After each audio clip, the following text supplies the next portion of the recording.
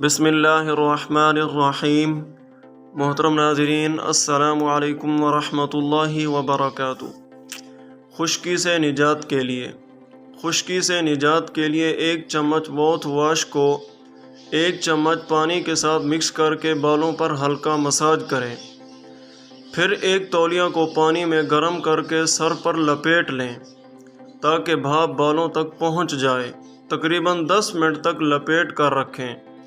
پھر کسی صابن سے سر پر خوب جھاگ بنا کر نل کے نیچے سر رکھ کر بالوں کو کنگھی کریں۔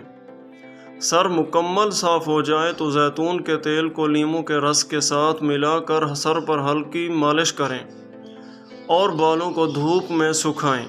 کچھ دنوں کے استعمال سے خشکی دور ہو جائے گی انشاءاللہ۔ سر کی خشکی ختم کرنے کے لیے ایک اور آزمودہ ٹوٹکا۔ سر کی خشکی ختم کرنے کے لیے تھوڑا سا دہی لیں اور اس میں اتنی ہی مقدار میں سرسوں کا تیل ڈالیں۔ اسے اچھی طرح مکس کریں اور بالوں کی جڑوں اور لمبائی میں اچھی طرح لگا لیں۔ اس میں تھوڑا سا پودینے کا پاؤڈر بھی شامل کیا جا سکتا ہے۔ اس سے سر کی جلد کی صفائی بھی ہوگی اور بالوں کی خشکی بھی ایک استعمال سے ہی کافی بہتر ہوگی۔ اسے ہفتے میں 2 بار لگایا جا سکتا ہے۔ اس ماسک کو کم سے کم 2 گھنٹے کے لیے لگا رہنے دیں۔